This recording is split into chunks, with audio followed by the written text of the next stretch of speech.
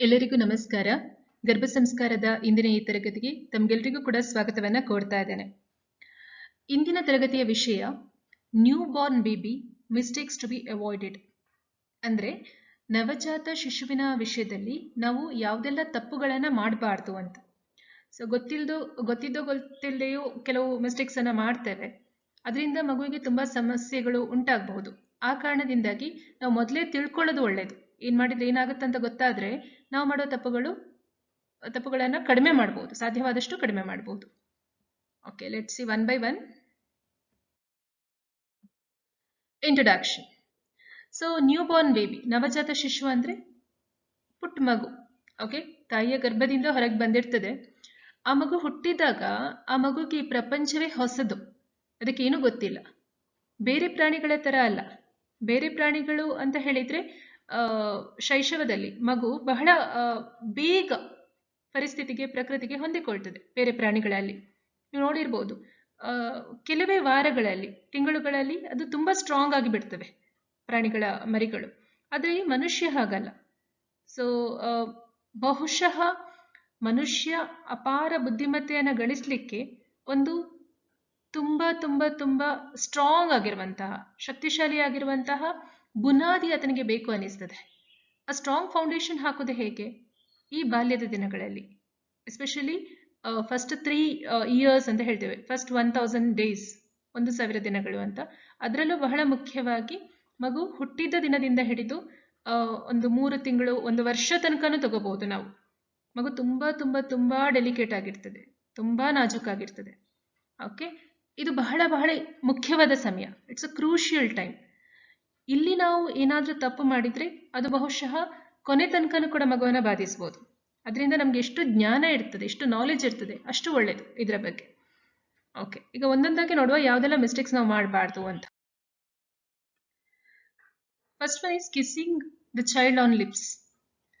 ಮಗುವನ್ನ ಯಾವ ಕಾರಣಕ್ಕೂ ತುಟಿಯ ಮೇಲೆ ಚುಂಬಿಸಬಾರ್ದು, ಮುತ್ತು ಕೊಡಬಾರ್ದು. ಯಾಕಂತ ಹೇಳಿದ್ರೆ ಮಗುಗೆ ತುಟಿ ಅಂತ ಹೇಳೋದು ಬಹಳ ತೀರಾ ವೈಯಕ್ತಿಕವಾದಂಥದ್ದು. ಅದು ಹೇಗೆ ವಯಸ್ಕರಿಗೆ ಅಥವಾ ದೊಡ್ಡವರಿಗೆ ತುಟಿ ಅಂತ ಹೇಳುವಂಥದ್ದು ತೀರಾ ಪರ್ಸನಲ್, ಹಾಗೆ ಮಗುಗೆ ಕೂಡ. So it's an intimacy territory. ಆ ಒಂದು ಇದ್ರ ಒಳಗೆ ಯಾರು ಹೋಗಬಾರ್ದು. ಆ ತಾಯಿ ಆಗ್ಲಿ, ತಂದೆ ಆಗ್ಲಿ, ಯಾರೋ ತೀರಾ ಅಜ್ಜಿ ಆಗ್ಲಿ, ಅಜ್ಜ ಆಗ್ಲಿ, ಯಾರು ಬೇಕಾದ್ರೂ ಆಗಿರ್ಬೋದು, ತುಟಿ ಮೇಲೆ ಮುತ್ತು ಕೊಡ್ಲಿಕ್ಕೆ ಇಲ್ಲ. ಯಾಕಂತ ಹೇಳಿದ್ರೆ it will break the identity. ಮಗುಗೆ ಅನಿಸ್ತದೆ, ನಾನು ಯಾರು, ನನ್ಗೆ ಯಾರು ಬೇಕಾದ್ರೂ ಬಂದು ಮುತ್ತು ಕೊಡ್ಬೋದು, ನನ್ನನ್ನು ಹೇಗೆ ಬೇಕಾದ್ರೂ ಬಳಸ್ಕೋಬಹುದು. ಈ ರೀತಿ ಮಗುಗೆ ಅದರ ತಲೆಯಲ್ಲಿ ಉಳಿತದೆ. ಅದು ಅದರ ಸಬ್ಕಾನ್ಶಿಯಸ್ ಮೈಂಡ್ ಅಲ್ಲಿ ಅದು ಉಳಿದು ಹೋಗುತ್ತೆ, ಸಪ್ತಪ್ರಜ್ಞೆಯಲ್ಲಿ ದಾಖಲಾಗ್ತದೆ. ನನ್ನನ್ನು ಯಾರು ಬೇಕಾದ್ರೂ ಮುತ್ತು ಕೊಡ್ಬೋದು, ಹೇಗೆ ಬೇಕಾದ್ರೂ ನನ್ನ ಜೊತೆ ಇರಬಹುದು ಅಂತ. ಮುಂದೆ ಅದು ವಯಸ್ಕ ಒಂದು ಏಜ್ಗೆ ಬಂದಾಗ ಏನಾಗ್ತದೆ ಅಂತ ಹೇಳಿದ್ರೆ ಮಗು ತನ್ನನ್ನು ತಾನು ರಕ್ಷಿಸಿಕೊಳ್ಳೋದ್ರಲ್ಲಿ ಸೋತು ಹೋಗ್ತದೆ. ಈಗ ಲೈಂಗಿಕ ದೌರ್ಜನ್ಯಕ್ಕೊಳಗಾದ ಅನೇಕರನ್ನ ನೋಡ್ಬೇಕಾದ್ರೆ ಅವರು ನೋ ಹೇಳಲಿಕ್ಕೆ ಸೋಲ್ತಾರೆ. ಯಾವುದೋ ಒಂದು ಭಯ ಇರ್ತದೆ. ಸೊ ಬಾಲ್ಯದಲ್ಲಿ ಎಷ್ಟರ ಮಟ್ಟಿಗೆ ಇದು ನಿನ್ನ ದೇಹ, ನಿನ್ನ ಏನು ಸಮ್ಮತಿ ಇಲ್ಲದೆ ಇದನ್ನು ಬೇರೆಯವರು ಹೇಗೆ ಬೇಕೋ ಹಾಗೆ ಬಳಸ್ಕೊಳ್ಳೋ ಹಾಗಿಲ್ಲ ಅಂತ ಹೇಳೋದು ಮಗುಗೆ ತುಂಬಾ ತುಂಬಾ ತುಂಬಾ ಸ್ಟ್ರಾಂಗ್ ಆಗಿ ಅದಕ್ಕೆ ಗೊತ್ತಾಗಬೇಕು. ಆಗ ಖಂಡಿತವಾಗ್ಲೂ ನೋ ಹೇಳ್ತದೆ. ಮೊದಲನೇದಾಗಿ ಈ ವಿಷಯದಿಂದ ಶುರು ಮಾಡಬೇಕು. ತುಟಿಗೆ ಮುತ್ತು ಕೊಡ್ಲಿಕ್ಕೆ ಇಲ್ಲ. ಈಗ ಏನ್ ಮಾಡಬಹುದು ಅಂತ ಹೇಳಿದ್ರೆ ಕೆನ್ನೆಗೆ ಮುತ್ತು ಕೊಡ್ಬೋದು, ಗಲ್ಲಕ್ಕೆ ಮುತ್ತು ಕೊಡ್ಬೋದು, ಹಣೆಗೆ ಮುತ್ತು ಕೊಡೋದು, ಇದು ತುಂಬಾ ಒಳ್ಳೆಯದು. ಆದ್ರೆ ಯಾವತ್ತೂ ಕೂಡ ತುಟಿಗಳಿಗೆ ಮುತ್ತು ಕೊಡ್ಲಿಕ್ಕೆ ಹೋಗಬಾರ್ದು. ಮಗುವನ್ನ ಗಟ್ಟಿಯಾಗಿ ಅಪ್ಕೋಬಹುದು, ತೊಂದರೆ ಇಲ್ಲ. ಓಕೆ, ಪ್ರೀತಿಯಿಂದ ಅಪ್ಕೋಬಹುದು. ಮತ್ತೆ ಇನ್ನೊಂದು ವಿಷಯ ಅಂತ ಹೇಳಿದ್ರೆ ತಂದೆ ತಾಯಿಗೆ ಗೊತ್ತಿರಬೇಕು.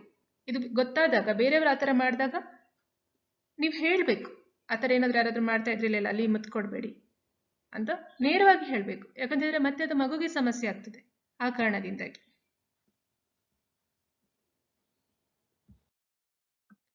ಎರಡನೇದು ಟೋನ್ ಆಫ್ ವಾಯ್ಸ್. ನಿಮ್ಮ ಎಸ್ಪೆಷಲಿ ತಾಯಿಯ ನಿಮ್ಮ ಧ್ವನಿ ಹೇಗಿದೆ ಅಂತ ಹೇಳೋದು ತುಂಬಾ ಮುಖ್ಯ. ಗೋಪಟ್ಕರ್ ಸರ್ ಯಾವತ್ತೂ ಹೇಳ್ತಾ ಇದ್ರು ಸ್ವರೂಪ ಅಂತ, ಸ್ವರ ಮತ್ತೆ ರೂಪ. ಮಗು ತಂದೆ ತಾಯಿಯ ಸ್ವರ ಮತ್ತೆ ರೂಪವನ್ನ ನೋಡಿ ಕಲಿತದೆ.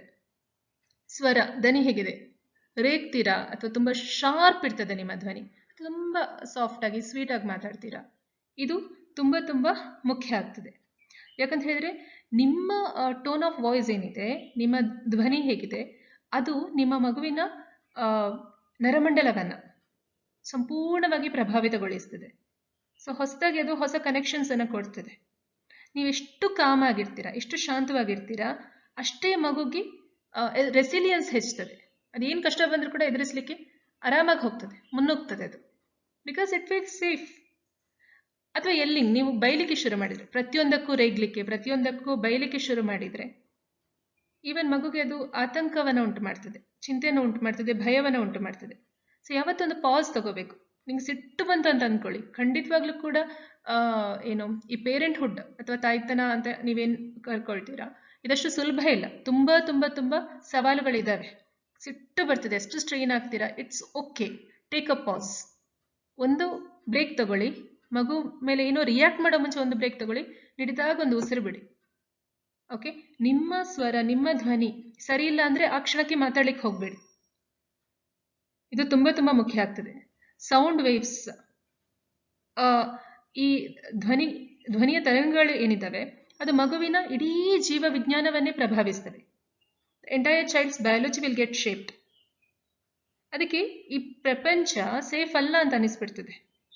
ಅಮ್ಮನೇ ನನಗೆ ಜೋರು ಮಾಡ್ತಿದ್ದಾರೆ, ನಾನಿನ್ನೇನು ಮಾಡಲಿ, ಹೇಗಿರಲಿ, ಈ ಥರದ್ದೆಲ್ಲ ಯೋಚನೆಗಳು ಬರ್ತವೆ. ಸೊ ಹೇಗೆ ಇರಲಿ, ಎಂಥದೇ ಪರಿಸ್ಥಿತಿ ಇರಲಿ, ಗಲಾಟೆ ಆಗ್ತಿರಲಿ, ಏನೇ ಇರಲಿ, ಸೊ ಮನೇಲಿ ಕೆಲವು ಸಲ ಗದ್ದಲ ಆಗ್ತಾ ಇರ್ಬೋದು, ಗಲಾಟೆ ಆಗ್ತಾ ಇರ್ಬೋದು, ವಾಗ್ಯುದ್ಧಗಳು ನಡೀತಾ ಇರ್ಬೋದು. ಆದರೂ ಕೂಡ ನೀವು ಎಷ್ಟು ಕಾಮ್ ಇದ್ದೀರಾ, ಮಗು ಜೊತೆ ಎಷ್ಟು ಕಾಮಾಗಿ ನೀವು ಬಿಹೇವ್ ಮಾಡ್ತೀರಾ, ಮಗು ಅದನ್ನು ಅಬ್ಸರ್ವ್ ಮಾಡ್ತದೆ.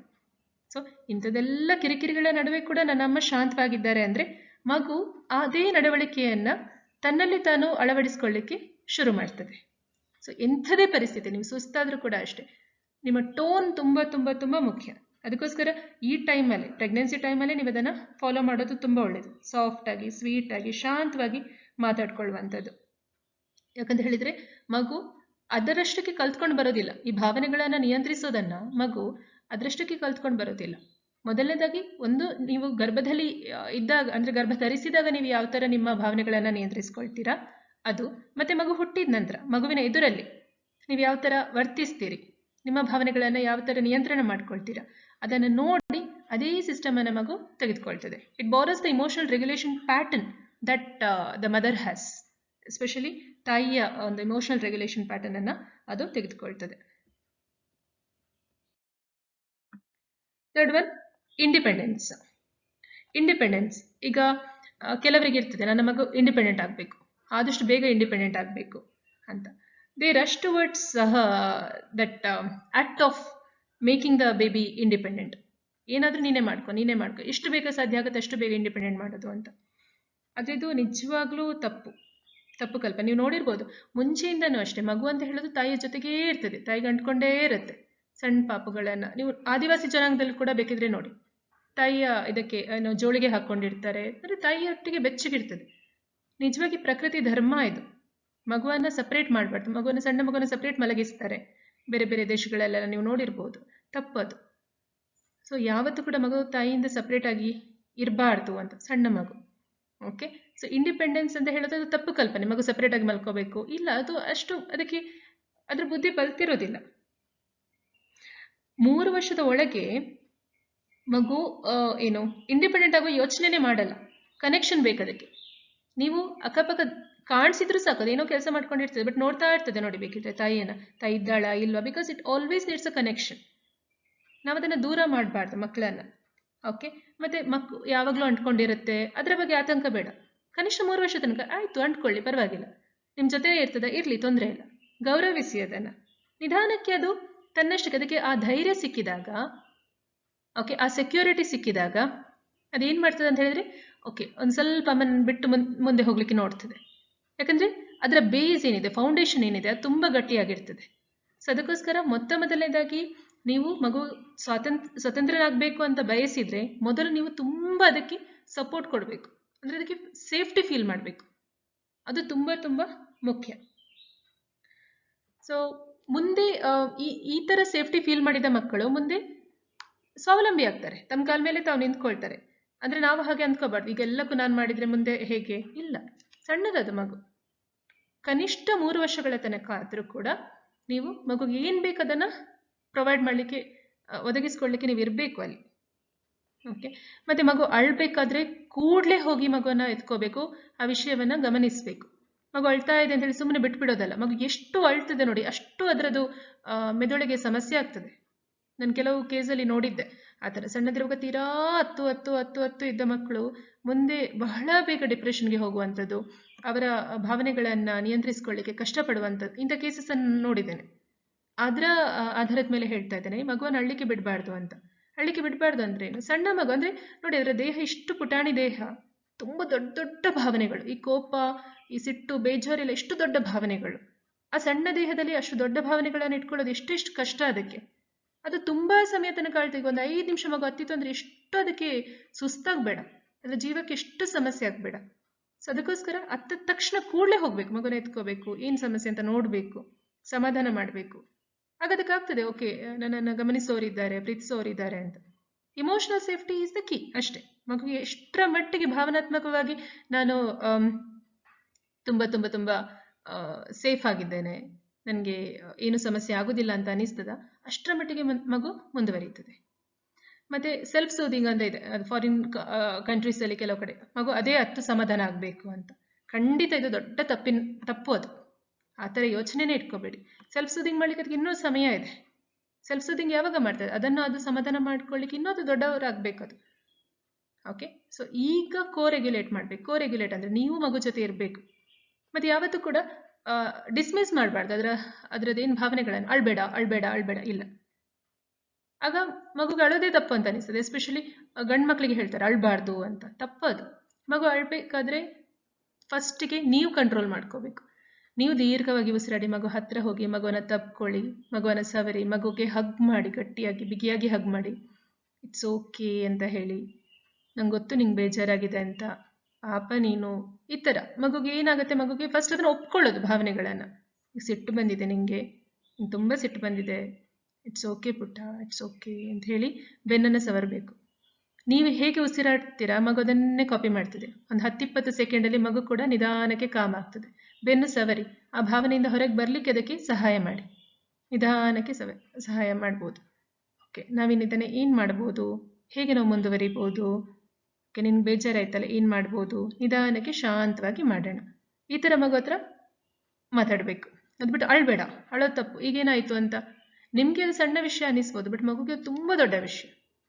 ಅದ್ರಿದ್ರೆ ಇನ್ನೊಂದು ಮಗು ಲಾಲಿಪಾಪ್ ತಿಂದರೆ ಇದಕ್ಕೆ ಸಿಕ್ಕಿಲ್ಲ ಅಂದರೆ ಅದರಲ್ಲಿ ಏನುಂಟು ಅಂತ. ಬಟ್ ಮಗುಗೆ ಅದು ತುಂಬ ದೊಡ್ಡ ವಿಷಯ. ನನಗೆ ದಕ್ಕದೆ ಹೋಯಿತು, ಏನೋ ಒಂದು ನನ್ನಿಂದ ಮಿಸ್ ಆಗಿ ಹೋಯಿತು ಅಂತ ಹೇಳಿದ್ರೆ ಅದಕ್ಕೆ ದೊಡ್ಡ ವಿಷಯ. ಅದರ ಭಾವನೆಯನ್ನು, ಅಂದರೆ ನಾವು ಮಗುವಾಗಬೇಕು ಅಂತ ಅದಕ್ಕೆ ಹೇಳೋದು. ಅದರ ಭಾವನೆಯನ್ನು ಅರ್ಥ ಮಾಡ್ಕೋಬೇಕು ನಾವು. ಓಕೆ, ಸೊ ರೆಗ್ಯುಲೇಟ್ ಮಾಡುವಂಥದ್ದು ಯಾವತ್ತೂ ಕೂಡ ಅದರ ಭಾವನೆಯನ್ನು ತಪ್ಪು ಅಂತ ಹೇಳಬೇಡಿ. ಸಿಟ್ಟು ಮಾಡಬೇಡ ಅಲ್ಲ, ಸಿಟ್ಟು ಬಂದಿದೆ, ಓಕೆ ಇಟ್ಸ್ ಓಕೆ, ಯಾಕೆ ಬಂತು ಸಿಟ್ಟು, ಸೊ ಆ ಭಾವನೆಯನ್ನು ಗುರುತಿಸುವಂಥದ್ದು, ಮತ್ತೆ ಅದನ್ನು ನಿಧಾನಕ್ಕೆ ಸಮಾಧಾನಗೊಳಿಸುವಂಥದ್ದು. ನಿಮ್ಮ ಪ್ರೆಸೆನ್ಸ್, ನಿಮ್ಮ ಇರುವಿಕೆಯಲ್ಲಿ ತುಂಬ ಮುಖ್ಯ ಆಗ್ತದೆ. ನೀವೆಷ್ಟು ಶಾಂತವಾಗಿರ್ತೀರಾ, ನಿಮ್ಮ ಐ ಕಾಂಟ್ಯಾಕ್ಟ್, ಮಗುವಿನ ಕಣ್ಣಲ್ಲಿ ಕಣ್ಣಿಟ್ಟು ನೋಡಿ ಮಾತಾಡೋದು, ಕಣ್ಣಲ್ಲಿ ಕರುಣೆ ಇರಬೇಕು, ಪ್ರೀತಿ ಇರಬೇಕು, ಇದೆಲ್ಲ ಇರಬೇಕು. ಎಲ್ಲವನ್ನ ಕೂಡ ಮಗು ಗಮನಿಸ್ತದೆ. ಸೊ ಇಂಡಿಪೆಂಡೆನ್ಸ್ ಕೊಡೋದು ಕೂಡ, ಇಂಡಿಪೆಂಡೆನ್ಸ್ ಅಂದರೆ ಬೇಗನೆ ಮಗು ಇಂಡಿಪೆಂಡೆಂಟ್ ಆಗಬೇಕು ಅಂತ ಬಯಸುವುದು ಕೂಡ ಒಂದು ದೊಡ್ಡ ತಪ್ಪು. Next, shaken baby syndrome. ಏನಿದು ಶೇಕನ್ ಬೇಬಿ ಸಿಂಡ್ರೋಮ್ ಅಂತ ಹೇಳಿದರೆ, ಮಗುವನ್ನು ಅಲುಗಾಡಿಸೋದು, ಅಂದರೆ ಕೈಯಲ್ಲಿ ಇಟ್ಕೊಂಡಿರೋದು ಜೋರಾಗಿ ಅಲುಗಾಡಿಸೋದು. ಕೆಲವು ಸಲ ನೋಡಿ ಸಿಟ್ಟು ಬಂದಿರ್ತದೆ. ಯಾಕೆ ಸಿಟ್ಟು ಬಂದಿರ್ತದೆ ಅಂತ ಹೇಳಿದರೆ, ತಾಯಿ ತುಂಬ ತುಂಬ ತುಂಬ ಸುಸ್ತಾಗಿರ್ತಾಳೆ, ಕೆಲಸ ಅದು ಇದು ಅಂತ, ಏನೋ ಸ್ಟ್ರೆಸ್ ಇರುತ್ತೆ. ಮಗುಗೆ ಏನೋ ಮಾಡಲಿಕ್ಕೆ ಕೊಡ್ತೀರಾ ಅಥವಾ ತಿನ್ಲಿಕ್ಕೆ ಹೇಳ್ತೀರಾ, ಏನೋ ಒಂದು ಮಾಡ್ತೀರಾ, ಮಗು ಅದು ಮಾಡಲ್ಲ. ಸೊ ನಿಮ್ಗೆ ತುಂಬ ಸಿಟ್ಟು ಬರ್ತಿದೆ. ಸಿಟ್ಟಲ್ಲಿ ಮಗುನ ಕೈ ಹಿಡ್ಕೊಂಡು ಮಗುವನ್ನು ಹೀಗೆ ಅಲ್ಗಾಡಿಸಿ, ಯಾಕೆ ಹೀಗೆ ಮಾಡ್ತಿದ್ಯಾ ಅಂತ ತುಂಬ ತಾಯಂದ್ರು ಮಾಡ್ತಾರೆ ಈ ಥರ. ಆ ಥರ ಯಾವತ್ತೂ ಮಾಡ್ಲಿಕ್ಕೆ ಹೋಗ್ಬಾರ್ದು. 5 ನಿಮಿಷ ಬಲವಾಗಿ ಮಗುವನ್ನು ಶೇಕ್ ಮಾಡಿದರೂ ಕೂಡ ಮಗುಗೆ ತೀರಾ ಸಮಸ್ಯೆ ಆಗುವಂಥದ್ದು ಕಂಡು ಬರ್ತದೆ. ಸೊ ಅದು ಬ್ರೈನ್ ಬ್ಲೀಡಿಂಗ್ ಆಗಿರಬಹುದು, ಓಕೆ, ಮೆದುಳಲ್ಲಿ ರಕ್ತಸ್ರಾವ ಇರಬಹುದು, ತುಂಬ ತುಂಬ ರೀತಿಯ ಅದು ಸಮಸ್ಯೆಗಳನ್ನು ತರ್ತದೆ. ಬ್ಲೈಂಡ್ನೆಸ್ ಬರ್ತದೆ, ಕೆಲವು ಸಲ ಪ್ರಾಣಕ್ಕೆ ಅಪಾಯ ಆಗುವಂಥ ಚಾನ್ಸಸ್ ಕೂಡ ಇದೆ. ಯಾಕಂದರೆ ಮಗುದು ಎಲ್ಲ ಅಂಗಗಳು ತುಂಬ ತುಂಬ ನಾಜೂಕಾಗಿರ್ತವೆ. ಎಷ್ಟು ಚಂದಕ್ಕೆ ಅದನ್ನು ಹೂವಿನ ಥರ ನೋಡಬೇಕು. ಮಗುವನ್ನು ಹೂವನ ಅಂಗೈಯಲ್ಲಿ ಹೇಗಿರ್ತಾರೆ ನೋಡಿ, ಅದೇ ಥರ ಮಗುವನ್ನು ಕೂಡ ಹ್ಯಾಂಡಲ್ ಮಾಡುವಂಥದ್ದು. ಓಕೆ, ಮಗು ಅಳ್ತದ, it's okay, crying is normal. ಯಾಕೆ ಅಳ್ತಿದ್ದಿ ಎಷ್ಟು ಹೇಳಬೇಕು, ಅದಕ್ಕೆ ಹೇಳುವಂಥದ್ದು. ಫಸ್ಟಿಗೆ ನಾವು ಗರ್ಭ ಸಂಸ್ಕಾರದಲ್ಲಿ ಏನು ಹೇಳ್ಕೊಡೋದು, ಮೊದಲಿಗೆ ನಿಮ್ಮ ಸ್ಟೇಟನ್ನು ನೋಡ್ಕೊಳ್ಳಿ, ನಿಮ್ಮ ಸ್ಥಿತಿಯನ್ನು ನೋಡ್ಕೊಳ್ಳಿ, ನಿಮ್ಮ ಸ್ಥಿತಿ ತುಂಬ ಶಾಂತವಾಗಿರುವಾಗೆ ನೋಡ್ಕೊಳ್ಳಿ. ಈಗ ನೀವೆಷ್ಟು ಕಾಮ್ ಇರ್ತೀರ ಮಗು ಅಷ್ಟು ಕಾಮ್ ಇರ್ತದೆ. ನೀವೀಗೆಷ್ಟು ಕಾಮ್ ಇರ್ತೀರ ಮಗು ಗರ್ಭದಲ್ಲೂ ಕಾಮ್ ಇರ್ತದೆ, ಮತ್ತೆ ಮುಂದೆ ಬಂದ ನಂತರ ಕೂಡ ಅದಕ್ಕೆ ಸಹಾಯ ಆಗ್ತದೆ. ಶಾಂತವಾಗಿರುವ ತಾಯಿ ಒಂದು ಮಗುಗೆ ಸಿಕ್ಕಿರುವಂತಹ ಬಹಳ ಬಹಳ ಬಹಳ ದೊಡ್ಡ ಉಡುಗೊರೆ. ಮತ್ತೆ ಇನ್ನೊಂದು ವಿಷಯ, ಟಾಸಿಂಗ್. ಮಗುವಿನ ಮೇಲೆ ಹಾರಿಸ್ತಾರೆ ನೋಡಿ. ಮೊದಲು 6 ತಿಂಗಳಂತೂ ಹಾರಿಸಲೇಬಾರ್ದು. ಓಕೆ, ಯಾಕಂದರೆ ಕುತ್ತಿಗೆ ನಿಂತಿರೋದಿಲ್ಲ. ಕುತ್ತಿಗೆ ಆಮೇಲೆ ಭುಜ ಇದಕ್ಕೆಲ್ಲ ಸಮಸ್ಯೆ ಆಗುವಂಥದ್ದು ಇರ್ತದೆ. ಕುತ್ತಿಗೆ ನಿಂತಿರೋದಿಲ್ಲ ಸರಿಯಾಗಿ. ಸೊ ಟಾಸ್ ಮಾಡಬಾರ್ದು. ಈವನ್ 2 ವರ್ಷ ತನಕನೂ ಮಾಡಬಾರ್ದು ಅಂತ ಹೇಳ್ತಾರೆ. ಅಂದರೆ ನಿಧಾನಕ್ಕೆ ಸ್ವಲ್ಪ ಅದಕ್ಕೆ ಯಾವುದೇ ಸಮಸ್ಯೆ ಆಗ್ಬಾರ್ದು. ಕೆಲವರು ಮೇಲೆ ಹಾರಿಸ್ತಾರೆ ನೋಡಿ ಮಗುವನ್ನು. ಎಲ್ಲಾದರೂ ಆ ಕಡೆ ಈ ಕಡೆ ಆದರೆ ಒಂದು ಸ್ವಲ್ಪ ಕುತ್ತಿಗೆ ಅದು ನಗ್ತದೆ ನೋಡಿ, ಮೇಲೆ ಹಾರಿಸುವಾಗ ನಗ್ತದೆ. ನಗುವಾಗ ಮತ್ತು ಕುತ್ತಿಗೆ ತಿರುಗಿಸುವಾಗ ಏನಾದರೂ ಸಮಸ್ಯೆ ಆದರೆ ಮತ್ತೆ ಕುತ್ತಿಗೆ ಡ್ಯಾಮೇಜ್ ಆಗುವಂಥ ಸಮಸ್ಯೆಗಳು ಆಗುವಂಥದ್ದು ಕೂಡ ಇದೆ. ಅದಕ್ಕೋಸ್ಕರ ಟಾಸ್ ಮಾಡೋದನ್ನು ಆದಷ್ಟೇ ಅವಾಯ್ಡ್ ಮಾಡಿ. ಎಷ್ಟು ನಿಜವಾಗ್ಲೂ ನಿಮಗೆ ಟಾಸ್ ಮಾಡಲೇಬೇಕು ಅಂತ ಆದರೆ 1 ವರ್ಷ ಕಳೆದ ನಂತರ ನಿಧಾನಕ್ಕೆ ಸ್ವಲ್ಪ ಸ್ವಲ್ಪ ಸ್ವಲ್ಪ ಸ್ವಲ್ಪ ಮೇಲಕ್ಕೆ ಹಾರಿಸುವಂಥದ್ದು. ಆದರೆ ಯಾವತ್ತೂ ತಲೆಯಲ್ಲಿ ಇಟ್ಕೊಳ್ಳಿ, ಮಗು ತುಂಬ ನಾಜೂಕು ಇರ್ತದೆ. ಈಗ ಬೇರೆ ಯಾರೋ ಬರ್ತಾರೆ ರಿಲೇಟಿವ್ಸ್, ತುಂಬ ರಫ್ ಆಗಿ ಹ್ಯಾಂಡಲ್ ಮಾಡಿದ್ರೆ ದಯವಿಟ್ಟು ಆಗಲೇ ಸ್ಟಾಪ್ ಮಾಡಿ ಅವರಿಗೆ. ಅದರಲ್ಲಿ ಯಾವ ಮುಲಾಜು ಇಲ್ಲ. ಓಕೆ, ಯಾಕೆಂದರೆ ಮಗುವಿಂದ ಏನು ಮಾಂಸಖಂಡಗಳಿರ್ಬೋದು, ಇಟ್ಸ್ ವೆರಿ ವೆರಿ ಫ್ರೆಜೈಲ್, ತುಂಬ ನಾಜೂಕಿರ್ತವೆ ಮಸಲ್ಸ್ ಎಲ್ಲ. Next, ultimate precautions. ಕೆಲವೊಂದು ಮುನ್ನೆಚ್ಚರಿಕೆಗಳನ್ನು ಆಸ್ ಅ ಮದರ್ ನೀವು ತೆಗೆದುಕೊಳ್ಳೇಬೇಕು. ಈಗ ಓವರ್ ಡ್ರೆಸ್ಸಿಂಗ್ ಬೇಬಿ, ಮಗುಗೆ ಅದು ಹಾಕೋದು ಇದು ಹಾಕೋದು, ಯಾವುದ್ಯಾವುದೋ ಬಟ್ಟೆಗಳನ್ನು ಹಾಕೋದು. ಮುಖ್ಯವಾಗಿ ಏನು ಗೊತ್ತಾ, ಮಗುವಿನ ಕಂಫರ್ಟ್ ನೋಡಬೇಕು. ಮಗು ಆರಾಮಾಗಿರ್ತದ, ಚೆನ್ನಾಗಿರ್ತದ. ನಿಮ್ಮ ಪ್ರತಿಷ್ಠೆಗೆ ಅನುಗುಣವಾಗಿ ಮಗುವಿಗೆ ಬಟ್ಟೆಯನ್ನು ತೊಡಿಸ್ಲಿಕ್ಕೆ ಹೋಗಬೇಡಿ. ಯಾವುದ್ಯಾವುದೋ ಫ್ರಿಲ್ಸ್ ಇರುವಂಥದ್ದು, ಚುಚ್ಚುವಂಥ ಬಟ್ಟೆಗಳು ಮಗುವಿಗೆ ಖಂಡಿತ ಹಿಂಸೆ ಆಗ್ತದೆ. ಸಿಂಪಲ್ ಕಾಟನ್ ಡ್ರೆಸ್ಸಸ್ ಆದರೂ ಪರವಾಗಿಲ್ಲ. ಯಾರು ಏನು ಅಂದ್ಕೊಂಡ್ರೆ ಏನು ಈ ಥರದ್ದು ಡ್ರೆಸ್ ಹಾಕಿದ್ದಾರೆ. ನಾನಂತೂ ನನ್ನ ಮಗಳಿಗೆ ತುಂಬ ತುಂಬ ತುಂಬ ಸಿಂಪಲ್ ಕಾಟನ್ ಡ್ರೆಸ್ಸಸ್ಸೇ ಹಾಕ್ತಿದ್ದದ್ದು. ಇಟ್ಸ್ ಓಕೆ, ನಮಗೆ ಬೇರೆಯವರು ಏನು ಹೇಳಿದ್ರು ಕೂಡ ನಮಗೆ ಅದು ಏನು ಅದರಿಂದ ಏನು ಸಮಸ್ಯೆ ಆಗೋದಿಲ್ಲ ನಮಗೆ. ನೀವೇನು ಮಾಡಿದ್ರು ಕೂಡ ಹೇಳೋರು ಹೇಳಿಯೇ ಹೇಳ್ತಾರೆ. ಮುಖ್ಯವಾಗಿರೋದು ಮಗು, ನೀವು ಮಗುವನ್ನು ನೋಡ್ಕೊಳ್ಳೋರು. ಸೊ ಮಗುವಿಗೆ ಸಮಸ್ಯೆ ಆಗದಾಗೆ ನೀವು ನೋಡ್ಕೋಬೇಕು. So over dressing the baby, ಅದು ಇದು ಎಲ್ಲ ಹಾಕೋದು ಕಟ್ಟೋದು ಎಲ್ಲ ಮಾಡಬಾರ್ದು. ಮಗುವಿಗೆ ಕಂಫರ್ಟ್ ಇರಬೇಕು. ಅದೇನಾಗ್ತದೆ ಅಂತ ಹೇಳಿದ್ರೆ, ಈಗ ಬೇಸಿಗೆಯಲ್ಲಿ ಕೂಡ ಸ್ವೆಟರ್ ಹಾಕಿ ಮಲಗಿಸೋರು ಇದ್ದಾರೆ. ಸಣ್ಣ ಪಾಪು ಸ್ವೆಟರ್ ಹಾಕಬೇಕು ಅಂತ. It's common sense. Over heat ಆಗಬಾರ್ದು, ಮಗುಗೆ ಹಿಂಸೆ ಆಗ್ತದೆ ಅದಕ್ಕೆ. ಓಕೆ, ಮತ್ತು ಮಗುವನ್ನು ಹೊಟ್ಟೆ ಅಂದರೆ ಮಗುವಿನ ಹೊಟ್ಟೆ ಕೆಳಗಾಗಿ ಮಲಗಿಸಬಾರ್ದು. ಮಗು ಯಾವತ್ತು ಬೆನ್ನ ಮೇಲೆನೇ ಮಲ್ಕೋಬೇಕು, ಹೊಟ್ಟೆ ಮೇಲೆ ಮಲ್ಕೋಬಾರ್ದು. ಇದು ತುಂಬ ತುಂಬ ತುಂಬ ಸಮಸ್ಯೆ ಅನ್ನ ತಂದು ಒಡ್ಬೋದು. ಸಡನ್ ಇನ್ಫೆಂಟ್ ಡೆತ್ ಸಿಂಡ್ರೋಮ್ ಕೂಡ ಆಗ್ತದೆ ಹೊಟ್ಟೆ ಮೇಲೆ ಮಗು ಮಲಗಿದ್ರೆ. ಅದಕ್ಕೆ ಟಮ್ಮಿ ಟೈಮ್ ಅಂತ ಹೇಳ್ತೇವೆ ನೋಡಿ. ಒಂದು 10 ಸೆಕೆಂಡ್ 15 ಸೆಕೆಂಡ್ ಅಷ್ಟು ಮಾತ್ರ ಹೊಟ್ಟೆ ಮೇಲೆ ಮಲಗಿ ಕುತ್ತಿಗೆ ಎತ್ತುವ ಹಾಗೆ ಮಾಡ್ತೇವೆ. ಅಥವಾ ಕೈಯಲ್ಲಿ ಸಪೋರ್ಟ್ ಕೊಟ್ಕೊಂಡು ಟಮ್ಮಿ ಟೈಮ್, ನಿಮ್ಗೆ ಗೊತ್ತಿರ್ತದೆ TUMMY, ಟಮ್ಮಿ ಟೈಮನ್ನು ನೀವು ಗಮನಿಸಿರ್ತೀರ. ಅಷ್ಟು ಹೊತ್ತು ಮಾತ್ರ ಮಗು ಹೊಟ್ಟೆ ಮೇಲೆ ಇದ್ದು, ಅಂದರೆ ಕುತ್ತಿಗೆಯನ್ನು ಮೇಲೆ ಮಾಡಲಿಕ್ಕೆ ಅಷ್ಟೇ ಅವಕಾಶ. ಬಟ್ ಹೊಟ್ಟೆ ಮೇಲೆ ಮಾಡ್ಕೊಂಡ್ರೆ ತುಂಬ ಸಮಸ್ಯೆ ಆಗ್ತದೆ ಮಗುಗೆ. ಉಸಿರಾಟದ ಸಮಸ್ಯೆ ಕೂಡ ಉಂಟಾಗಬಹುದು. ಓಕೆ, ಮತ್ತು ಮಗುವನ್ನು ಒಂದೇ ಕಡೆ ಮಲಗಿಸ್ಬೇಡಿ. ಈಗ ಫಾರ್ ಎಕ್ಸಾಂಪಲ್ TV ಇದೆ ಅಂತ ಅಂದ್ಕೊಳ್ಳಿ, ಸೋಫಾ ಇದೆ, ಮಗು ಒಂದೇ ಕಡೆ ನೀವು ಮಲಗಿಸಿದ್ದೀರಿ, ಮಗು ಹೀಗೆ ನೋಡ್ತಾ ಇದೆ TV. ಹಾಗೆಯೇ ಪ್ರತಿದಿನ ಮಲಗಿಸ್ತಾ ಇದ್ರೆ ಮಗುವಿನ ಕುತ್ತಿಗೆ ಒಂದೇ ಕಡೆ ಬೆಂಡಾಗ್ತದೆ, ಇನ್ನೊಂದು ಕಡೆ ಬರೋದೇ ಇಲ್ಲ. ಸೊ ಒಂದ್ಸಲ ನೀವು ಈ ಕಡೆ ಮಲಗಿಸಿದ್ರೆ ಇನ್ನೊಂದ್ಸಲ ಆ ಕಡೆ ಮಲಗಿಸೋ ಹಾಗೆ ಇರಬೇಕು. ಇದು ಒಂದೇ ಸೈಡ್ ಆದರೆ ಕುತ್ತಿಗೆ ಹಾಗೆ, ಯಾಕೆಂದರೆ ನೀವು ಏನು ಮಾಡ್ತೀರ ಅದೆಲ್ಲವೂ ಕೂಡ ಫಾರ್ಮೇಷನ್, ಆ ಮಾಂಸಖಂಡಗಳು ಅದೇ ರೀತಿ ಇರ್ತವೆ. ಅದಕ್ಕೋಸ್ಕರ ಮಸಾಜ್ ಮಾಡೋದೆಲ್ಲ ಇಂಪಾರ್ಟೆಂಟ್ ಆಗೋದು. ಓಕೆ, ಇನ್ನೊಂದು, ಮಗು ಕೆಳಗೆ ಬೀಳದ ಹಾಗೆ ನೋಡಬೇಕು. ಇದು 2 ವಿಷಯದಲ್ಲಿ ಆಗ್ತದೆ. ಒಂದು, ಬೆಡ್ ಮೇಲಿಂದ ಮಗು ಕೆಳಗೆ ಬೀಳಬಾರ್ದು. ಇನ್ನೊಂದು, ತೊಟ್ಟಿಲು ಅಥವಾ ಜೋಕಾಲಿ ಅಥವಾ ಜೋಲಿ ಅಂತ ಹೇಳ್ತೇವಲ್ಲ, ಆ ಥರ ಉಯ್ಯಾಲೆ, ಇದರಿಂದ ಕೆಳಗೆ ಬೀಳಬಾರ್ದು. ಯಾರಾದರೂ ಒಬ್ಬರು ಮಗುವಿನ ಹಿಂದೆ ಇರಲೇಬೇಕು. ನೀವೆಷ್ಟು ಬ್ಯುಸಿ ಆದರೂ ಪರವಾಗಿಲ್ಲ, ಬಾಕಿ ಎಲ್ಲ ಕೆಲಸಗಳನ್ನು ದೂರ ಇಡಿ. ಮಗುವಿನ ಜೊತೆ ಯಾರಾದರೂ ಒಬ್ರು ಇರಲೇಬೇಕು. ಯಾಕಂದರೆ ಎಷ್ಟು ಸೂಕ್ಷ್ಮ ಅಂದರೆ ಅಷ್ಟು ಸೂಕ್ಷ್ಮ, ತುಂಬ ತುಂಬ ತುಂಬ ಫ್ರೆಜೈಲ್ ಇರ್ತದೆ ಮಗು. ಏನು ಬೇಡ, ಜಸ್ಟ್ ಒಂದು ಬೆಡ್ಶೀಟ್ ಮಗುವಿನ ಮುಖದ ಮೇಲೆ ಬಿದ್ದರೂ ಕೂಡ ಅದನ್ನು ತೆಗೆಯುವಷ್ಟು ಅದಕ್ಕೆ ಗೊತ್ತಿರೋದಿಲ್ಲ, ಅಷ್ಟು ಬ್ರೈನ್ ಡೆವಲಪ್ ಆಗಿರೋದಿಲ್ಲ. ಎಷ್ಟೋ ಮಕ್ಕಳು ಮುಖದ ಮೇಲೆ ಬೆಡ್ಶೀಟ್ ಬಿದ್ದು ಉಸಿರುಗಟ್ಟಿ ಸಮಸ್ಯೆ ಆಗಿರುವಂಥದ್ದು ಕೇಸಸ್ ಇದೆ. ಅದಕ್ಕೋಸ್ಕರ ಮಗುವನ್ನು ಗಮನಿಸ್ತಾ ಇರಬೇಕು. ಒಬ್ಬರಲ್ಲ ಒಬ್ರು, ಈಗ ನೀವು ಸ್ನಾನಕ್ಕೆ ಹೋದರೆ ಇನ್ನೊಬ್ಬರಲ್ಲಿ ಇರಬೇಕು. ಮತ್ತು ಫೋನ್ ನೋಡ್ತಾ ಇರುವಂಥದ್ದು, ಫೋನಲ್ಲೇ ಮುಳುಗಿ ಹೋಗುವಂಥದ್ದು, ಮಗು ಏನಾಯಿತು ಅಂತ ಗೊತ್ತಿಲ್ಲ, ಈ ಥರ ಎಲ್ಲ ಆಗಬಾರ್ದು. ಸೊ ಮಗು ಕೆಳಗೆ ಬೀಳೋದು ಹಾಗೆ ನೋಡಬೇಕು. ಯಾಕಂದರೆ ತಲೆಗೆಲ್ಲ ಹೊಡ್ಕೊಂಡ್ರೆಲ್ಲ ಕಷ್ಟ ಮತ್ತೆ ಅಲ್ವಾ. ಜೋಲಿಯಲ್ಲಿ ಕೂಡ ಹಾಗೆಯೇ, ಜೋಕಲ್ಲಿ ತುಂಬ ಫಾಸ್ಟಾಗಿ ತೂಗೋದು. ಮತ್ತು ಯಾರೋ ಅನುಭವ ಇಲ್ಲದವರ ಹತ್ರ ಎಲ್ಲ ಸಣ್ಣ ಮಕ್ಕಳೆಲ್ಲ ಬರ್ತಾರೆ, ನಾನು ಮಾಡ್ತೇನೆ ಅಂತ. ಜಾಗ್ರತೆ ಇರಬೇಕು. ಓಕೆ, ಮತ್ತು ಆ ಸ್ಥಳ, ಮಗು ಮಲಗುವ ಸ್ಥಳ ಏನು ಕೋಣೆ ಇದೆ, ಅದು ತುಂಬ ಸೇಫ್ ಆಗಿರಬೇಕು. ನೀವು ಮೊಬೈಲ್ ಚಾರ್ಜರ್ ಮತ್ತೆ ಅಲ್ಲಿ ಪಿನ್ಗಳೆಲ್ಲ ಇದ್ರೆ ಎಲೆಕ್ಟ್ರಿಸಿಟಿ ಪಾಯಿಂಟ್ಸ್ ಎಲ್ಲ ಇದ್ರೆ ಸ್ವಲ್ಪ ಅದಕ್ಕೆ ಏನೋ ಗಮ್ ಟೇಪ್ ಆದ್ರೂ ಹಾಕಿ ಏನಾದರೂ ಹಾಕಿ, ಬಟ್ ಮಗುಗೆ ಸಮಸ್ಯೆ ಆಗದ ಹಾಗೆ ನೋಡಿ. ಅಲ್ಲೇ ಚಾರ್ಜ್ಗೆ ಇಟ್ಕೋಬೇಡಿ, ಫೋನನ್ನು ತಲೆ ಮೇಲೆ ಇಟ್ಕೋಬೇಡಿ. ಆ ಪ್ಲೇಸ್ ತುಂಬ ಸೇಫ್ ಆಗಿರಲಿ. ತುಂಬ ಹಗುರವಾದದ್ದು, ನೀವು ಅಲ್ಲಿ ಇಲ್ಲದಿದ್ರೆ ಬೆಡ್ಶೀಟ್ ಹಚ್ಚದಿದ್ರೂ ಪರವಾಗಿಲ್ಲ, ನೀವಿಲ್ಲದಿರೋ ತನಕ ದಿಂಬುಗಳು ಬೆಡ್ಶೀಟ್ಗಳು ಇದನ್ನು ಸ್ವಲ್ಪ ಜಾಗ್ರತೆಯಲ್ಲಿಡಿ. ಅನಾವಶ್ಯಕ ವಸ್ತುಗಳನ್ನು ಎಲ್ಲೂ ಕೂಡ ಬೆಡ್ ಮೇಲೆ ಇಡ್ಲಿಕ್ಕೆ ಹೋಗಬೇಡಿ. ಇನ್ನೊಂದು ತಪ್ಪು ಏನಂತ ಹೇಳಿದ್ರೆ ಟ್ರಾನ್ಸ್ಮಿಟಿಂಗ್ ದ ನೆಗೆಟಿವ್ ಎನರ್ಜಿ ಅಂತ. ಸೊ ಒಂದು ಕಡೆ ಒಂದು ಸಂಶೋಧನೆ ನಡೀತದೆ, ರಿಸರ್ಚರ್ಸ್ ಅವರೊಂದು ಸಂಶೋಧನೆ ಮಾಡ್ತಾರೆ. ಏನಂತ ಹೇಳಿದ್ರೆ ಸಣ್ಣ ನವಜಾತ ಶಿಶುಗಳನ್ನು ಗಮನಿಸ್ತಾ ಇರ್ತಾರೆ, 15 ವರ್ಷ ತನಕನೂ ಅವ್ರು ಗಮನಿಸ್ತಾರೆ ಎಕ್ಸ್ಪೆರಿಮೆಂಟಲ್ಲಿ, ಸೇಮ್ ಮಕ್ಕಳು. ಓಕೆ, ಏನಂತ ಹೇಳಿದ್ರೆ ಈ ಸ್ಟ್ರೆಸ್ ಇರುವಂಥ ತಾಯಿ ಅಂದ್ರೆ ಏನು ಮಾಡ್ತಾರೆ ಅಂತ. ಸೊ ತಾಯಿಯಂದ್ರಿಗೆ, ಹೆಚ್ಚಿನ ತಾಯಂದ್ರಿಗೆ ಇದು ಗೊತ್ತೇ ಇರೋದಿಲ್ಲ. ಅವ್ರು ಅಂದ್ಕೊಳ್ತಾರೆ ಮಗುಗೆ ಗೊತ್ತಾಗಲ್ಲ ಅಂತ. ಮಗುಗೆ ನಿಮ್ಮ ಮಾತು ಬೇಡ, ಮಗುಗೆ ನಿಮ್ಮ ಎನರ್ಜಿ ಗೊತ್ತಾಗುತ್ತೆ. ಈಗ ನೋಡಿ, ನಿಮ್ಮ ಹೊಟ್ಟೆಯಲ್ಲಿರುವ ಮಗು ನಿಮ್ಮ ಪ್ರತಿಯೊಂದು, ನೀವು ಯಾರ ಹತ್ರ ಬೇಕಾದ್ರೂ ಪ್ರಪಂಚದಲ್ಲಿ ಅಡಗಿಸಿಡ್ಬೋದು, ಬಟ್ ನಿಮ್ಮ ಮಗು ಹತ್ರ ಅಡಗಿಸಿಡ್ಲಿಕ್ಕೆ ಆಗೋದಿಲ್ಲ.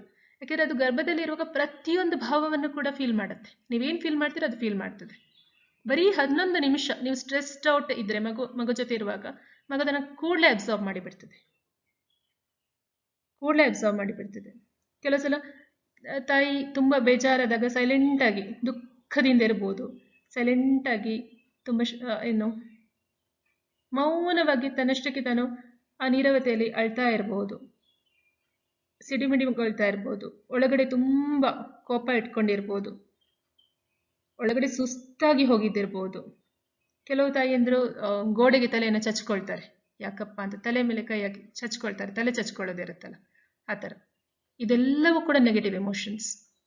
ಇದು ಮಗುವಿಗೆ ಬಹಳಷ್ಟು ಬೇಗ ಹೋಗ್ತದೆ. ಅಂದರೆ ನಿಮ್ಮ ಸ್ಟೇಟ್ ಆಫ್ ಬೀಯಿಂಗ್, ನೀವು ಹೇಗಿದ್ದೀರಾ, ನಿಮ್ಮ ಸ್ಥಿತಿ ಹೇಗಿದೆ, ನೀವು ಶಾಂತವಾಗಿದ್ದೀರಾ ಅಥವಾ ನೀವು ತುಂಬ ನೀತ್ಯಾತ್ಮಕ ಭಾವಗಳಿಂದ ತುಂಬಿ ಹೋಗಿದ್ದೀರಾ, ಇದನ್ನು ಮಗು ಕೂಡಲೇ ಪತ್ತೆ ಹಚ್ತದೆ, ಇದನ್ನು ಮಗು ಕೂಡಲೇ ಹೀರ್ಕೊಳ್ತದೆ. ಇದು ತುಂಬ ತುಂಬ ತುಂಬ ಅಪಾಯಕಾರಿ.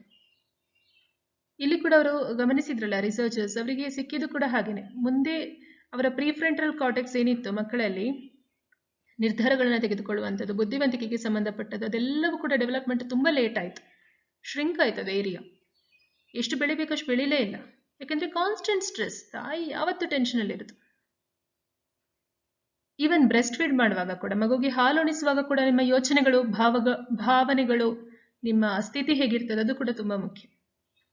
ಕ್ರೈಮ್ ಸ್ಟೋರಿ ನೋಡಿಕೊಂಡು ಯಾವ್ದ್ಯಾವುದೋ ವಿಷಯಗಳನ್ನು ನೋಡ್ಕೊಂಡು ಬ್ರೆಸ್ಟ್ ಫೀಡ್ ಮಾಡಿದ್ರೆ, ಬೇಕಿದ್ರೆ ನೋಡಿ, ಎಕ್ಸ್ಪೆರಿಮೆಂಟ್ ಮಾಡಿ ನೋಡಿ, ಮಗು ತುಂಬ ಕಿರಿಕಿರಿ ಮಾಡ್ತದೆ ಅವತ್ತು. ಯಾಕೆಂದ್ರೆ ಹಾಲಿನಲ್ಲಿ ಈ ವಿಚಾರಗಳು ಕೂಡ ಹೋಗ್ತವೆ. ವಿಚಾರಗಳು ಅಂತ ಹೇಳಿದ್ರೆ ಈ ಭಾವಗಳು ಹೋಗ್ತವೆ. ಅದಕ್ಕೋಸ್ಕರ ಹೇಳ್ತಾರೆ ಹಾಲುಣಿಸುವಾಗ ಕೂಡ ತುಂಬಾ ಆರಾಮಾಗಿ ಫೋನ್ ನೋಡ್ಕೊಳ್ಳೋದು ತಪ್ಪಲ್ಲ. ಒಳ್ಳೇದೇನಾದ್ರೂ ನೋಡಿ, ಅದು ಒಳ್ಳೇದೇನಾದ್ರೂ ಕೇಳಿ, ಮಗುಗೆ ಅದು ಪಾಸಿಟಿವಿಟಿ ಬೇಕಿದ್ರೆ ಹೋಗ್ಲಿ, ತೊಂದರೆ ಇಲ್ಲ. ಯಾವತ್ತೂ ಕೂಡ ನೆಗೆಟಿವ್ ಆಗಿ ಹೋಗ್ಬಾರ್ದು. ನಾನು ಇದನ್ನು ಕೂಡ ಗಮನಿಸಿದೆ.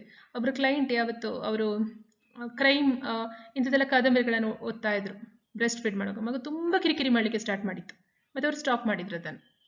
ಸೊ ಅದಕ್ಕೋಸ್ಕರ ಹಾಲುಣಿಸುವಾಗ ಕೂಡ ಅಷ್ಟೇ ನಿಮ್ಮ ಮನಸ್ಸು ತಾಳ್ಮೆಯಿಂದ, ಶಾಂತತೆಯಿಂದ ಇರಬೇಕು. ನಿಮ್ಮ ಭಾವಗಳನ್ನು ಮಗು ಹೀರ್ಕೊಳ್ತದೆ. ನ್ಯೂ ಮಾಮ್ ಸ್ಟ್ರೆಸ್ ಅಂತ ಹೇಳ್ತೇವೆ. ನ್ಯೂ ಮಾಮ್ ಸ್ಟ್ರೆಸ್ ಅಂತ ಹೇಳಿದ್ರೆ ಹೊಸದಾಗಿ ತಾಯಿಯಾಗುವವರಿಗೆ ಒಂದು ಒತ್ತಡ ಇದ್ದೇ ಇರ್ತದೆ.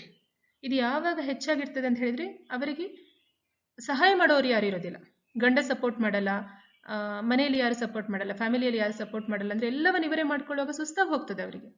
ಅದಕ್ಕೋಸ್ಕರ ಹೇಳುವಂಥದ್ದು, ಪ್ರೆಗ್ನೆನ್ಸಿ ಟೈಮಲ್ಲೇ ನೀವು ಇದನ್ನೆಲ್ಲ ಕಲಿಬೇಕು. ನಿಮ್ಮ ಭಾವನೆಗಳನ್ನು ನಿಯಂತ್ರಿಸೋದನ್ನು, ಧ್ಯಾನ ಮಾಡುವಂಥದ್ದು, ಭಜನೆ ಕೇಳುವಂಥದ್ದು, ಮಂತ್ರ ಕೇಳುವಂಥದ್ದು, ಜಪ ಮಾಡುವಂಥದ್ದು, ಪುಸ್ತಕ ಓದುವಂಥದ್ದು, ಹೀಗೆಲ್ಲ ಇದ್ದಾಗ ನಿಮ್ಮ ಮನಸ್ಥಿತಿ ಓಕೆ ಅಂತ ಅನಿಸ್ತದೆ. ಮತ್ತೆ ಯಾವತ್ತೂ ಕೂಡ ಪರ್ಫೆಕ್ಟ್ ಆಗ್ಲಿಕ್ಕೆ ಹೋಗ್ಬೇಡಿ. ಮುಂಚೆ ನೀವು ಮನೆಯನ್ನ ತುಂಬಾ ನೀಟಾಗಿ ಇಟ್ಟಿರ್ಬೋದು, ಈಗ ಸಣ್ಣ ಮಗು ಇದೆ, ಯಾರು ಸಪೋರ್ಟ್ ಮಾಡ್ಲಿಕ್ಕಿಲ್ಲ ಅಂದ್ರೆ ಅಷ್ಟು ನೀಟಾಗಿ ಇಡ್ಲಿಕ್ಕೆ ಆಗಲ್ಲ. ಇಟ್ಸ್ ಓಕೆ, ಪರವಾಗಿಲ್ಲ. ಮತ್ತೆ ಯಾವುದೆಲ್ಲ ಸಹಾಯ ಸಾಧ್ಯ ಆಗುತ್ತೆ ಅದೆಲ್ಲ ಸಹಾಯವನ್ನು ಈ ಸಮಯದಲ್ಲಿ ಬಳಸಿ. ನೀವು ದುಡ್ಡಿನ ಬಗ್ಗೆ ಯೋಚನೆ ಮಾಡಬೇಡಿ. ಇಟ್ಸ್ ಓಕೆ, ಸೇವಿಂಗ್ಸ್ ಮುಗ್ದ್ರೂ ಪರವಾಗಿಲ್ಲ, ಮತ್ತೆ ದುಡಿಬಹುದು. ಆದ್ರೆ ಈ ಸಮಯ ಉಂಟಲ್ಲ, ಸಣ್ಣ ಪಾಪು ಇರುವಾಗ ನೀವು ಕಳೆಯುವಂಥ ಸಮಯ ತುಂಬಾ ತುಂಬಾ ಮುಖ್ಯ ಆಗ್ತದೆ. Okay, so new mom stress ಅನ್ನ ಮ್ಯಾನೇಜ್ ಮಾಡ್ಲಿಕ್ಕೆ ಆಗ್ತದೆ, ಖಂಡಿತವಾಗ್ಲೂ ಆಗ್ತದೆ. ನೀವು ಸಹಾಯ ಕೇಳಿ, ಅದರಲ್ಲಿ ಸ್ವಾಭಿಮಾನ ಎಲ್ಲ ಏನೂ ಇಲ್ಲ. ಮುಂದೆ ನೀವು ಬೇಕಿದ್ರೆ ಅವರಿಗೆ ಬೇರೊಂದು ರೂಪದಲ್ಲಿ ನೀವು ಸಹಾಯ ಮಾಡ್ಬೋದು.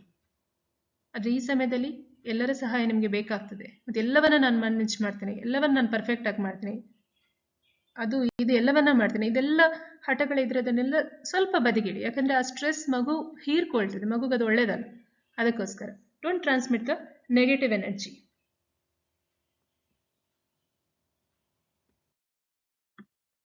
Next crawling. ಕ್ರಾಲಿಂಗ್ ಅಂದರೆ ಮಗು ತೆವಳ್ಕೊಂಡು ಹೋಗುತ್ತಲ್ಲ ಅದು. ಮಗುಗೆ ಇದು ಕೂಡ ಒಂದು ಮುಖ್ಯವಾದ ಅಂತ ಡೆವಲಪ್ಮೆಂಟಲ್ ಮೈಲ್ ಸ್ಟೋನ್ ಅಂತ ಹೇಳ್ತೇವೆ, ಮೈಲಿಗಲ್ಲು, ಮುಖ್ಯವಾದ ಮೈಲಿಗಲ್ಲು. ಮಗು ತೆವಳ್ಬೇಕು. ಮಗು ತೆವಳ್ಬೇಕಾದ್ರೆ ತೆವಳ್ಲಿಕ್ಕೆ ಬೇಕಾದಷ್ಟು ಸ್ಥಳಾವಕಾಶ ಇರಬೇಕಲ್ಲಿ. ಅದು ಇದು ಫರ್ನಿಚರ್ ಎಲ್ಲ ಇದ್ರೆ ಎಷ್ಟು ಬೇಕಷ್ಟೇ ಇಟ್ಕೊಳ್ಳಿ. ಮಗುಗೆ ಅಟ್ಲೀಸ್ಟ್ ಸ್ವಲ್ಪ ಆದ್ರೂ ಜಾಗ ಮಾಡ್ಕೊಡಿ ತೆವಳ್ಲಿಕ್ಕೆ. ಇಲ್ಲ ನಿಮ್ಮನೇಲಿ ಜಾಗ ಇಲ್ವಾ, ಪಕ್ಕದ ಮನೇಲಾದ್ರೂ ಮಾತಾಡಿ ಜಾಗ ಮಾಡ್ಕೊಡಿ. ಅದಕ್ಕೆ ತೆವಳ್ಳೇಬೇಕು ಮಗು. ತೆವಳಿಲ್ಲ ಅಂತ ಹೇಳಿದ್ರೆ ಅಲ್ಲಿ ಕೂಡ ಅದರದ್ದು ಬೆಳವಣಿಗೆ ಕುಂಠಿತ ಆಗ್ತದೆ. ಫ್ಲೋರ್ ಟೈಮ್ ಕೊಡಬೇಕು, ಫ್ಲೋರ್ ಸ್ಪೇಸ್ ಕೂಡ ಕೊಡಬೇಕು, ಟೈಮ್ ಕೂಡ ಕೊಡಬೇಕು. ಯಾವತ್ತೂ ಹಿಡ್ಕೊಂಡೇ ಇರೋದು, ಯಾವತ್ತೂ ಮಲಗಿಸಿಯೇ ಇರೋದು ತಪ್ಪಿದು. ಮಗುಗೆ ಬೇಕು ಅಂತ ಅನಿಸೋದನ್ನು ಕೊಡ್ತಾ ಹೋಗ್ಬೇಕು. ಯಾಕೆಂದ್ರೆ ಅದಕ್ಕೆ ಯಾವ್ದು ಅಗತ್ಯ ಇದೆ ಅದನ್ನದು ಬೇಕು ಅಂತ ಹೇಳ್ತದೆ. Floor time. ಓಕೆ, ನೆಲದ ಮೇಲೆ ನೀಟಾಗಿ ವಸ್ತ್ರ ಹಾಕಿ ಅದಕ್ಕೆ ಅವಕಾಶ ಮಾಡಿಕೊಡ್ಬೇಕು ನೀವು.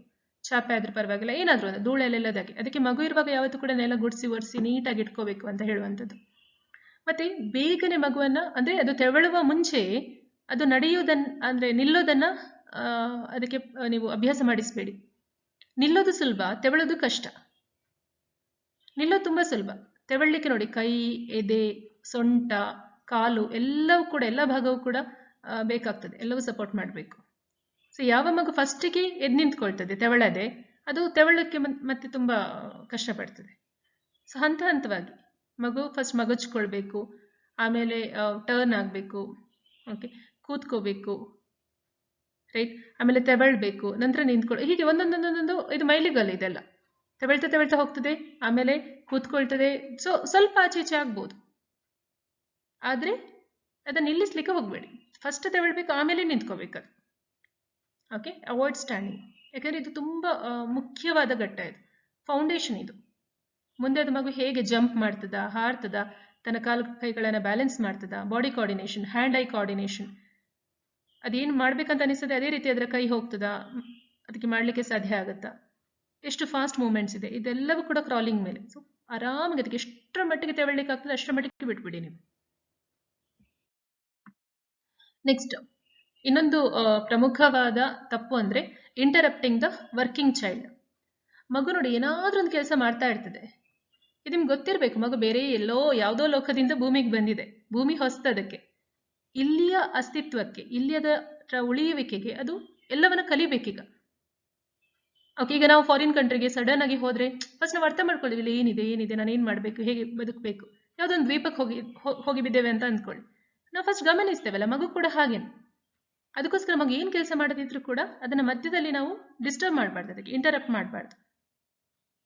ಅದು ಡೇಂಜರ್ ಆದ್ರೆ ಓಕೆ ಖಂಡಿತ ಹೋಗ್ಬೋದು. ಈಗ ಅಲ್ಲಿ ಅಂತ ವೈಯರ್ಸ್ ಇದೆ, ಓಕೆ, ಅದು ತುಂಬಾ ಏನ್ ಹೇಳುವಂಥದ್ದು ಕಬ್ಬಿಣದ ವಸ್ತುಗಳಿದೆ, ಕತ್ತಿ ಇದೆ, ಹಾಗೆಲ್ಲ ಇದ್ದಾಗ ಖಂಡಿತವಾಗ್ಲೂ ನೀವು ಹೋಗಿ, ಇಲ್ಲ ಅಂತ. ಅದೇ ಸಣ್ಣ ಪುಟ್ಟ ಕೆಲಸಗಳನ್ನು ಮಾಡುವಾಗ ಕೂಡ ಈ ಸಾಕು ಬಾಬಾ ಅಂತ ಹೇಳುವಂಥದ್ದು, ಮಗುವನ್ನು ಅರ್ಧದಲ್ಲಿ ಕರ್ಕೊಂಡು ಬರುವಂಥದ್ದು, ಅರ್ಧದಲ್ಲಿ ಮಾತಾಡುವಂಥದ್ದು, ಏನ್ ಮಾಡ್ತಿದ್ದೆ ಅಂತ ಕೇಳುವಂಥದ್ದು, ಯಾವುದು ಮಾಡಬಾರ್ದು.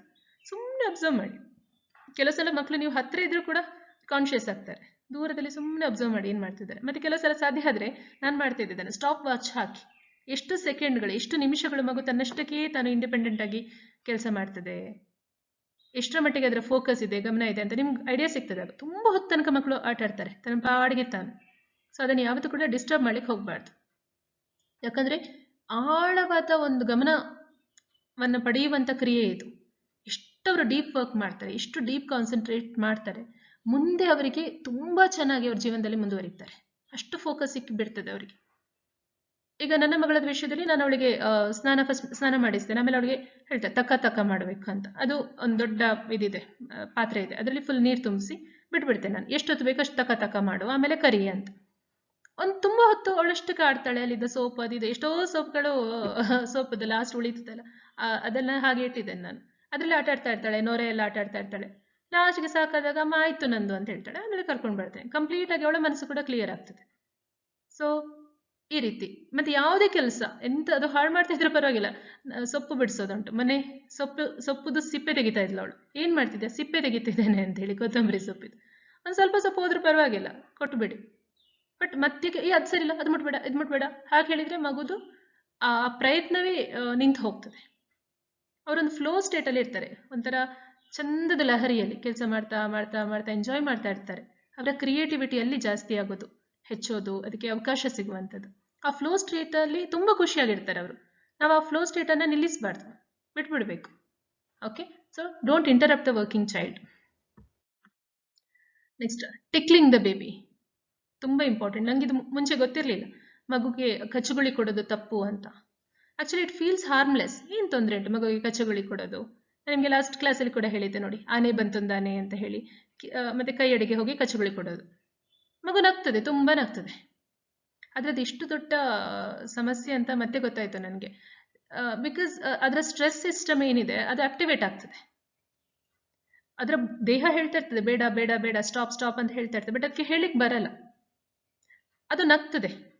ಆ ನಗು ಉಂಟಲ್ಲ, ಅದು ನಗು ಖುಷಿಯ ನಗು ಅಲ್ಲ, ಅದು ಬ್ರೈನ್ ಸ್ಟೆಮ್ ಇದು ರಿಫ್ಲೆಕ್ಸ್ ಅಂತ ಹೇಳ್ತೇವೆ. ಅಂದ್ರೆ ಬ್ರೈನ್ ಸ್ಟಾಪ್ ಮಾಡುವಂಥದ್ದು. ಈಗ ನೋಡಿ, ಮಕ್ಕಳು ತುಂಬಾ ಏನೋ ಕಳ್ಳಾಟ ಆಡಿದ್ರು ಅಂತ ಅಂದ್ಕೊಳ್ಳೋಣ, ನೀವು ಅದನ್ನ ಹಿಡಿದ್ರಿ ಅಂತ ಅಂದ್ಕೊಳ್ಳೋಣ. ನೀನ್ ಹಾಗೆ ಮಾಡ್ದ ಅಂತ ಕೇಳಿದ್ರೆ ಹೂ ಅಂತ ನಗ್ತಾರೆ. ನೀವು ಗಮನಿಸಿರ್ಬೋದು, ನಾನು ತುಂಬಾ ಗಮನಿಸಿದ್ದೇನೆ. ಸುಮ್ಮನೆ ನಗಡೋದು ಹೂ ಅಂತ, ಅಂದ್ರೆ ಅದೊಂಥರ ಮರೆಮಾಚುವ ಪ್ರಯತ್ನ.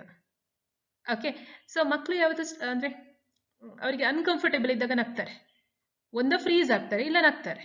ಸೊ ಇದು ಅದೇ ರೀತಿ ಟಿಕ್ಕಲ್ ಮಾಡುವಾಗ ಅವರಿಗೆ ತುಂಬಾ ಕಿರಿಕಿರಿ ಆಗ್ತದೆ, ಅಂದ್ರೆ ಹಿಂಸೆ ಆಗ್ತದೆ. ಒಂದು 2ರಿಂದ 4 ಪಟ್ಟು ಜಾಸ್ತಿ ಫಾಸ್ಟ್ ಆಗಿ ಅವರ ಬ್ರೈನ್ ಆಕ್ಟಿವೇಟ್ ಆಗುತ್ತೆ ಆ ಟೈಮಲ್ಲಿ. ಅದು ಸ್ಟ್ರೆಸ್ ಅಥವಾ ಕಾರ್ಟಿಸೋಲ್ ಅನ್ನ ರಿಲೀಸ್ ಮಾಡ್ಬೋದು, ಸ್ಟ್ರೆಸ್ ಹಾರ್ಮೋನ್ ಅನ್ನ.